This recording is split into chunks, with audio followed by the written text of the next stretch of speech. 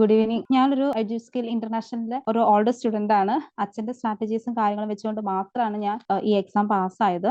ഒരുപാട് ഹെൽപ്ഫുൾ ആയിരുന്നു നമ്മുടെ എഡ്യു സ്കിൽ ഇന്റർനാഷണൽ എന്നുള്ളൊരു പ്ലാറ്റ്ഫോം. അപ്പം ഇത് ഡിസ്കഷനിലോട്ട് കിടക്കാം.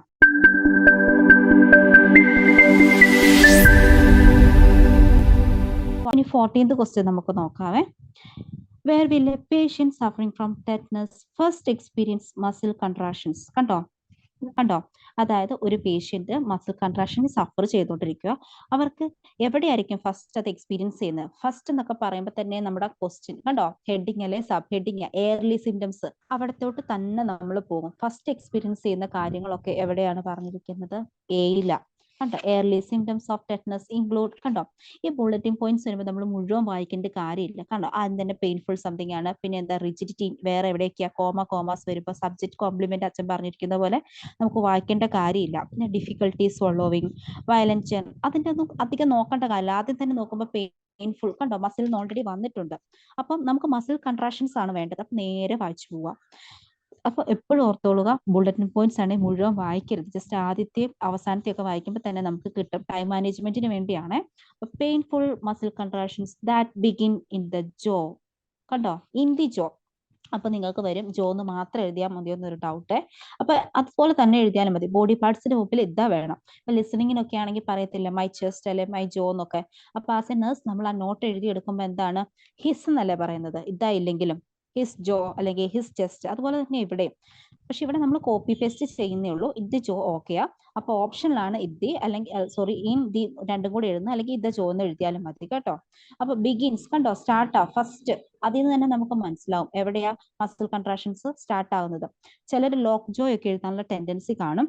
അത് ഒരു അങ്ങനെ വന്നു കഴിയുമ്പോൾ ഇപ്പൊ വെള്ളം പോലും കുടിക്കാൻ പറ്റത്തില്ല, ആ ഒരു സംഭവം ലോക്ക് ജോ, ആ ഒരു കണ്ടീഷന്റെ പേരാ പറയുന്നത്. പക്ഷെ നമുക്ക് എവിടെ വരും? വേർ വിൽ എ പേഷ്യൻസ്, ആ പ്ലേസിന്റെ പേര് എവിടെയാണോ, ബോഡി പാർട്ടാട്ടോ നമുക്ക് വേണ്ടത്. അപ്പൊ ഇനി 15th നോക്കാം. What can muscle spasm in the tetanus patients sometimes lead to?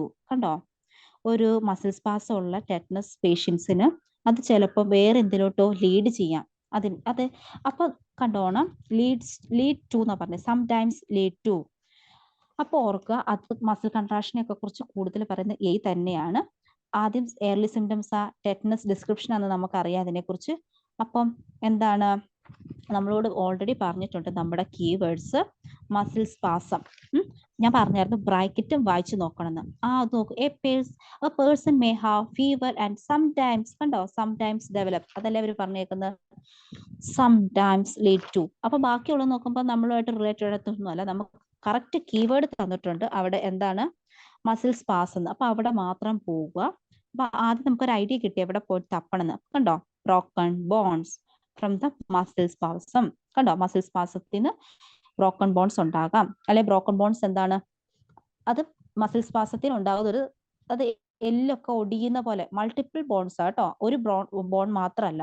അപ്പൊ ഇങ്ങോട്ടേക്ക് കോപ്പി ചെയ്ത് എഴുതുമ്പോൾ ചിലർ എഴുതും ബ്രോക്കൺ ബോൺ എന്ന്. ഒരിക്കലും അങ്ങനെ എഴുതരുത്. അതുപോലെ തന്നെ എപ്പോഴും നമ്മൾ ആൻസർ എഴുതിയിട്ട് റീചെക്ക് ചെയ്തുകൊണ്ടേ ഇരിക്കണം കേട്ടോ. കുറെ പ്രാവശ്യം നോക്കി സമയം കളയരുത്. പക്ഷെ ചെയ്യുന്നത് വ്യക്തമായിട്ട് മാത്രമേ അടുത്തയിലോട്ട് പോകാവുള്ളേ. ഇല്ലെങ്കിൽ നമുക്ക് കിട്ടിയത് പോകും. അതുകൊണ്ടാണ് കയ്യിലിരിക്കുന്ന ഉറപ്പ് വരുത്തിയിട്ട് വേണം അടുത്തയിലോട്ട് പോകാൻ. അപ്പൊ ഇൻ കേസ് നമുക്ക് 2-3 ആൻസേഴ്സ് ചെയ്യുമ്പോൾ ചിലത് കിട്ടിയില്ലെങ്കിൽ നമുക്ക് മുമ്പോട്ട് തന്നെ പോവുക. ഓട്ടോമാറ്റിക്കലി വേറെ ഒരെണ്ണം തപ്പുമ്പോൾ നമുക്ക് കിട്ടും. പക്ഷെ അങ്ങനെ വരാൻ ചാൻസ് കുറവാ. കീസ് കറക്റ്റ് ആയിട്ട് എടുത്തുകൊണ്ട് പോകുമ്പോൾ നമുക്ക് എളുപ്പമാണ്, നന്നായിട്ട് നമ്മൾ സ്കിമ്മും ചെയ്യുമ്പോൾ. ഓക്കെ, ഇനി 16th question. If you test for tetanus using a spatula, what type of reaction will confirm the condition? കണ്ടോ, ഈ ഡയഗ്നോസിന്റെ കാര്യമാണ് പറയുന്നത്. നമ്മളിപ്പം ടെറ്റനസ് ഒരു സ്പാച്ചുല വഴി ടെസ്റ്റ് ചെയ്യാൻ പോകുമ്പോൾ വാട്ട് ടൈപ്പ് ഓഫ് റിയാക്ഷൻ, കണ്ടോ, നമുക്ക് കണ്ടുപിടിക്കേണ്ട വാട്ട് ടൈപ്പ് ഓഫ് റിയാക്ഷൻ എന്താണ്. കൺഫേം എന്ന് പറയുമ്പോൾ എന്താ, ഡയഗ്നോസ് ചെയ്യുന്ന ആ കണ്ടീഷനാണ് സ്പാച്ചിൽ വെച്ച്. അപ്പോൾ ഡയഗ്നോസിന് അവിടെ തന്നെ പോവുക. ഡയഗ്നോസിസ് പറയുന്നത് പാർട്ട് എയിലാണ്. വാട്ട് ടൈപ്പ് ഓഫ് റിയാക്ഷൻ ആണ് നമുക്ക് വേണ്ടത്, സ്പെഷ്യലി സ്പാച്ചിൽ വെച്ചിട്ടുള്ളത്. ഒരൊറ്റ സെക്കൻഡ്, അത് കറക്റ്റ് ആയിട്ടാ, പക്ഷെ എന്തെങ്കിലും മിസ്റ്റേക്ക് വരരുതല്ലോ, അതുകൊണ്ട് ഞാനും ഒന്നും കൂടെ നോക്കിയതാട്ടോ. അപ്പൊ ഡയറക്റ്റ് ഡയഗ്നോസിന്റെ അവിടെ ചെന്ന് മുകളിൽ നമ്മൾ ഓൾറെഡി നോക്കിയത്. അപ്പൊ താഴോട്ട് പോയി സ്പാച്ചുല, കണ്ടോ, കീവേഡ്. അപ്പൊ അച്ഛൻ പറഞ്ഞില്ല നൗണോ അങ്ങനെ എന്തെങ്കിലുമൊക്കെ കാര്യങ്ങളുണ്ട് അതിന്റെ അടുത്ത് തന്നെ ഉണ്ട്. നമ്മുടെ കീവേഡിന് നൗണിൽ ഒരിക്കലും അവർ ചേഞ്ചസ് വരത്തില്ല. വെർബിലായിരിക്കും അവർ പാരാഫ്രേസും സിനോണിംസ് ലാംഗ്വേജ് ഒക്കെ യൂസ് ചെയ്യുന്നത്. അപ്പൊ കണ്ടോ, ചുമ്മാ അതൊന്ന് മനസ്സിലാക്കാൻ വേണ്ടി ഞാൻ വായിക്കുക. This is no specific diagnostic laboratory test. There is no. കണ്ടോ, ഒരു സ്പെസിഫിക് ആയിട്ട് ഒരു ലബോറട്ടറി ടെസ്റ്റ് ഇല്ല നമ്മുടെ ടെറ്റ്നസ് മനസ്സിലാക്കാൻ. Diagnosis is made clinically. പക്ഷെ ക്ലിനിക്കലി നമുക്കത് ഡയഗ്നോസ് ചെയ്യാം. ഇതെങ്ങനെയാ? വിത്ത് അസസ്മെന്റ് അല്ലെങ്കിൽ ഇങ്ങനെ ക്ലിനിക്കൽ അസസ്മെന്റ്, അതെങ്ങനെയാന്ന് പറയാം. The spatula test is useful. കണ്ടോ, നമുക്ക് സ്പാച്ചുല വെച്ച് ഒരു ടെസ്റ്റ് ചെയ്യുവാണ്.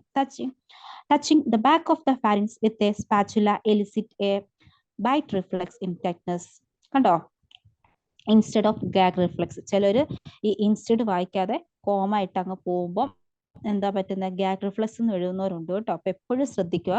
എന്താ, എലിസിറ്റ്സ് എ ബൈറ്റ് റിഫ്ലെക്സ്. ഈ ടെറ്റ്നസ് പേഷ്യൻസിന്റെ നമുക്ക് വരുന്നത് നമ്മളോട് ഓൾറെഡി പറഞ്ഞിട്ടുണ്ട്. Confirm the condition. ആ കണ്ടീഷൻ എന്ന് പറയുന്നത് ടെറ്റ്നസ്. കൺഫേം എന്ന് പറയുമ്പോൾ ഡയഗ്നോസ് ചെയ്യുക നമ്മൾ. അപ്പൊ എന്താണ്, വാട്ട് ടൈപ്പ് ഓഫ് റിയാക്ഷൻ നമുക്ക് ഉണ്ടാകുന്നത്? A bite reflex. അത് കംപ്ലീറ്റ് അങ്ങോട്ടേക്ക് എഴുതിയാൽ മതി കേട്ടോ. അല്ലെങ്കിൽ ചിലപ്പോൾ എഴുതുന്ന കാണാം ബൈറ്റ് റിഫ്ലെക്സ് എന്നൊക്കെ. ഇതിനകത്ത് ഓപ്ഷൻ അതാ ഞാനൊന്ന് മറിച്ച് നോക്കിയത്. ഓപ്ഷനില എ ബൈറ്റ് റിഫ്ലെക്സ് എന്നാ. എ എഴുതാം, എ എഴുതിയില്ലെങ്കിലും ആൻസർ ആട്ടോ. അപ്പം ഇനി അടുത്തോട്ട് നമുക്ക് പോവാം. 17. How many times will you have to vaccinate a patient who needs a full course of tetanus vaccine? കണ്ടോ, നമ്മൾ ഹൗ മെനി, ഹൗ മച്ച് എന്നൊക്കെ ചോദിക്കുമ്പോൾ ഡിജിറ്റ് മാത്രം എഴുതാൻ നോക്കാം. അപ്പൊ നമുക്ക് അങ്ങോട്ട് പോകാം. ഹൗ മെനി ടൈംസ്, എത്ര തവണ ഒരു how to vaccinate a patient, അതായത് ഒരു പേഷ്യന്റ് അതിന് full course of tetanus vaccine വേണമെങ്കിൽ എത്ര തവണ നമ്മൾ അവരെ വാക്സിനേറ്റ്. അപ്പോൾ വാക്സിനേഷൻ റിലേറ്റഡ് ആയിട്ടുള്ള എല്ലാ കാര്യങ്ങളും പറയുന്നത് നമ്മുടെ സിക്കകത്താണ്. കണ്ടോ, ഡിജിറ്റ്സ് ഉള്ളോട് നോക്കണം എന്ന് പറഞ്ഞു. കണ്ടോ, ഫുള്ളി വാക്സിനേറ്റഡാ. രണ്ടിടത്തും അത് പറയുന്നുണ്ട്. നോക്ക്, not immunised or immunisation status not known or uncertain. അപ്പൊ അതിന് കോമൺ ആയിട്ട് ക്ലീൻ വുഡിന്റെ പറയുന്നത്. Immediate dose of vaccination followed by a completion of full 5 dose. കേട്ടോ, 5 ഡോസ് കോഴ്സ്. അപ്പൊ ഫുൾ വേണ്ട ആൾക്കാർക്ക് 5 ഡോസ്. എനിക്ക് താഴെ കിടപ്പുണ്ട്. Has received A total, full 5 doses of vaccination at appropriate intervals. അപ്പൊ ഫുൾ വാക്സിനേഷൻ വേണ്ടവർക്ക് എത്രയാ വേണ്ടത്? അപ്പൊ അവരുടെ ഇമ്മ്യൂണൈസേഷൻ സ്റ്റാറ്റസ് കാര്യങ്ങൾ പല ക്രൈറ്റീരിയ അവിടെ പറയുന്നുണ്ട്. പക്ഷെ ഫുൾ കോഴ്സ് വേണമെങ്കിൽ നമ്മൾ 5 ഡോസസ് കൊടുക്കണം. ചിലർ എഴുതും 5 ഡോസ് എന്ന്. ഒരിക്കലും അങ്ങനെ എഴുതരുത് കേട്ടോ. ഹൗ മെനി ടൈംസ്, ഇപ്പൊ നമ്മൾ ചോദിക്കും how many family members in your, how many members are in your family എന്നൊക്കെ ചോദിക്കുമ്പോൾ 5 എത്രയാണ്, അത് 3 5 അങ്ങനെ ഡിജിറ്റ്സ് നമ്പർ ആയിട്ടല്ലേ നമ്മൾ പറയുന്നുള്ളൂ. അതേ പറയാവുള്ളൂ കേട്ടോ. ഇനി 5 ഡോസ് എന്നൊക്കെ എഴുതിയാൽ തെറ്റായിരിക്കും പറയുന്നത്. നമ്മൾ പറയുക 5 ഫാമിലി മെമ്പേഴ്സ്, അങ്ങനെ അവർ നമ്മളിൽ നിന്ന് എക്സ്പെക്ട് ചെയ്യുന്നില്ല. അങ്ങനെ എഴുതി കഴിഞ്ഞാൽ മാർക്ക് കിട്ടത്തില്ല. എന്താണോ അവർ നമ്മളോട് ചോദിച്ചിരിക്കുന്നത് അത് മാത്രമേ എഴുതാവുള്ളൂ. പിന്നെ ചിലർ ടൈംസ് എന്നൊക്കെ റിപ്പീറ്റ് എഴുതുന്ന കാണാം. പക്ഷെ ക്വസ്റ്റ്യനിൽ ഒരു കാര്യം റിപ്പീറ്റ് എഴുതാത്തത് നമ്മുടെ സേഫ്റ്റിക്ക് നല്ലത്. ഇവിടെ ഓപ്ഷനിലായിട്ട് ടൈംസ് എന്ന് കൊടുത്തിട്ടുണ്ട്. ഇനി 18. What should you give a drug user if you are uncertain of their vaccination history? കണ്ടോ, നമ്മൾ ഉറപ്പായിട്ടും എന്ത് കൊടുക്കണം ഒരു ഡ്രഗ് യൂസേഴ്സ്, അതായത് അവരുടെ ഒരു വാക്സിനേഷനെ കുറിച്ച് നമുക്ക് ഹിസ്റ്ററിയെ കുറിച്ച് അറിവില്ല, ഡൗട്ട്ഫുള്ളാ. അപ്പൊ എപ്പോഴും ആ ഡ്രഗ് യൂസേഴ്സ് ഒക്കെ എവിടെയാ വന്നിരിക്കുന്നത്? നേരെ കണ്ടോ, ഇത് ആദ്യത്തെ വായിക്കേണ്ട കാര്യമില്ല, ഓൾറെഡി നമ്മൾ നോക്കിയത്. അപ്പൊ കണ്ടോ, ഇൻട്രാവീനസ് ഡ്രഗ് യൂസേഴ്സ് തന്നെയല്ലേ നമ്മുടെ നോക്ക്. റിക്രിയേഷണൽ അൺസർട്ടൻ ഓഫ് ഡ്രഗ്, മറ്റേ ഡ്രഗ് യൂസേഴ്സ്. അപ്പൊ അതിന്റെ താഴെ കണ്ടിട്ടുണ്ട് booster doses should be given if there is any doubt about their immunisation status. Any doubt ആണല്ലോ അൺസർട്ടൻ അവർ പറഞ്ഞിരിക്കുന്നത്. കണ്ടോ, ഡ്രഗ് യൂസേഴ്സിന് പകരം ഇൻട്രാവീനസ് ഡ്രഗ് ഇൻട്രാവീനസ് കൂടെ അവർ ആഡ് ചെയ്തിട്ടുണ്ടെന്നേ ഉള്ളൂ.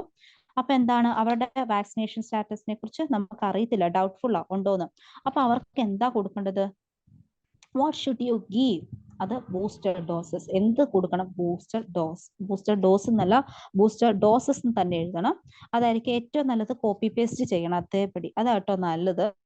ഓപ്ഷനിൽ ബൂസ്റ്റർ ഡോസ് എന്ന് എഴുതിയിട്ടുണ്ട്, ബൂസ്റ്റർ ഡോസസ് എന്ന് എഴുതിയിട്ടുണ്ട്. രണ്ട് രീതിയിൽ എഴുതാതിരിക്കാം. പക്ഷെ എനിക്ക് അറിയില്ല, അച്ഛനോടും കൂടെ ചോദിച്ചാൽ മതി കേട്ടോ.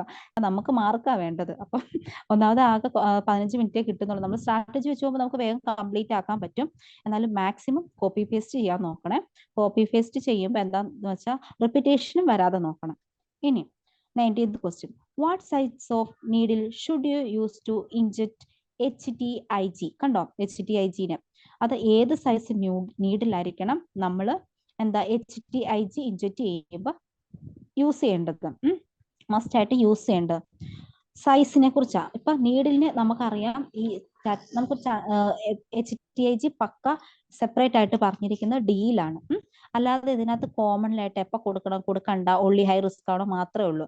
അത് ഹെഡിങ്ങിൽ നോക്കുമ്പോൾ തന്നെ അറിയാം. ജസ്റ്റ് ഒരു മാനേജ്മെന്റ്. അപ്പൊ ഡിക്കകത്ത് കണ്ടോ ഡോസ്, അതിന്റെ താഴെ എങ്ങനെയാ ട്രീറ്റ്മെന്റ് ഡോസ് അത് കണ്ടോ. Due to its viscosity HTIG should be കണ്ടോ നമ്മുടെ ക്വസ്റ്റിനകത്ത് should be administered slowly using a 23 kg needle. കണ്ടോ.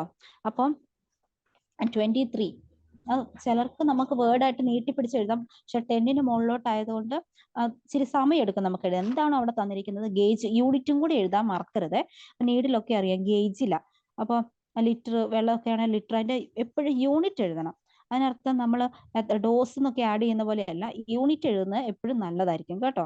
അതും കൂടെ വേണമെങ്കിൽ അത് ആൻസേഴ്സ് കംപ്ലീറ്റ് ആവത്തുള്ളൂ. അപ്പോൾ എന്താണ് 23 gauge. Okay.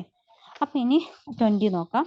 What might a patient who experienced an adverse reaction to HTIG be unable to stop doing. കണ്ടോ, ഒരു സാധ്യതയുണ്ട്. അവർ പറയുക ഒരു പേഷ്യന്റിന് എക്സ്പീരിയൻസ് ചെയ്യാം, അതായത് അഡ്വേഴ്സ് റിയാക്ഷൻ ടു HTIG ഉള്ളവർക്ക് എന്താണ് എന്തോ ഒരു കാര്യം എക്സ്പീരിയൻസ് ചെയ്യാം. അവർക്ക് എന്താ അൺഎബിൾ ടു സ്റ്റോപ്പ് ഡൂയിങ്, അത് പെർസിസ്റ്റന്റ് ആയിട്ട് കണ്ടിന്യൂസ് ആയിട്ട് എന്തോ ചെയ്യുക. അത് ഓക്കെ. അഡ്വേഴ്സ് റിയാക്ഷൻസ് ഒക്കെ എവിടെ ഓൾറെഡി തന്നിട്ടുണ്ട്. HTIG കീവേഡ്സ് അറിയാം, സെപ്പറേറ്റ് പറയുന്നത് ഓൾറെഡി നമുക്കറിയാം. അപ്പൊ നമ്മൾ ഡിയിൽ വന്നു. അഡ്വേഴ്സ് റിയാക്ഷൻസ് കണ്ടോ പ്ലൂറൽ, പല അഡ്വേഴ്സ് റിയാക്ഷൻസും ഉണ്ടാകാം. പിന്നെ എപ്പോഴും ഓർത്തോളോ, എല്ലാ അഡ്വേഴ്സ് റിയാക്ഷൻസും എല്ലാവർക്കും ഉണ്ടാകണമെന്നില്ല. ഇതിനകത്ത് ഏതോ ഒരെണ്ണം പെർസിസ്റ്റന്റ് ആയിട്ട് കണ്ടോ ലോക്കൽ. അപ്പൊ അതിനകത്ത് പ്രത്യേകിച്ചൊന്നും പറഞ്ഞിട്ടില്ല. പെർസിസ്റ്റന്റ് എന്ന് പറഞ്ഞാൽ അവർക്ക് പെർസിസ്റ്റന്റാ, കണ്ടിന്യൂസ് ആയിട്ട് വന്നോണ്ടിരിക്കുക, സ്റ്റോപ്പ് ചെയ്യാൻ പറ്റാത്തതാ. അപ്പൊ അതിന്റെ കൂടെ ബ്രാക്കറ്റിൽ അപ്പൊ ജസ്റ്റ് ഒരു ബ്രാക്കറ്റ് ഒന്നാണോ അല്ല, എന്താ ആർട്ടേഴ്സ് ടൈപ്പ് റിയാക്ഷൻസ് അതിനൊന്നും. ഇനി ജനറൽ ബാക്കി എല്ലാത്തിൻ്റെയും കണ്ടിട്ട് കണ്ടോ. ക്രൈങ്, പെർസിസ്റ്റന്റ് ക്രൈങ് കണ്ടോ, ഒരു അഡ്വേർബ് അല്ലേ ക്രൈങ്. എങ്ങനത്തെയാണ് പെർസിസ്റ്റന്റ്, കണ്ടിന്യൂസ് ആയിട്ടുള്ള, അവർക്ക് സ്റ്റോപ്പ് ചെയ്യാൻ പറ്റുന്നില്ല. അപ്പോൾ ആൻസർ എഴുതുമ്പോൾ ക്രൈങ് മാത്രം എഴുതുക. ക്വസ്റ്റ്യൻ്റെ അകത്ത് തന്നെ അൺഎബിൾ ടു സ്റ്റോപ്പ് ഡൂയിങ്, അതിനാണ് പെർസിസ്റ്റന്റ് എന്ന് പറയുന്നത്. അങ്ങനെ മറ്റേതും കൂടി എഴുതുമ്പോൾ, അതായത് പെർസിസ്റ്റന്റ് എന്ന് എഴുതുമ്പോൾ നമ്മുടെ മാർക്ക് പോകും. അപ്പൊ ഇങ്ങനത്തെ കാര്യങ്ങൾ റെപ്പിറ്റീഷൻ വരാതെയൊക്കെ ശരിക്കും നോക്കി നോക്കി കീവേഡ്സ് എടുത്ത് എഴുതണം കേട്ടോ, അല്ലെങ്കിൽ നമുക്ക് മാർക്ക് പോവേ.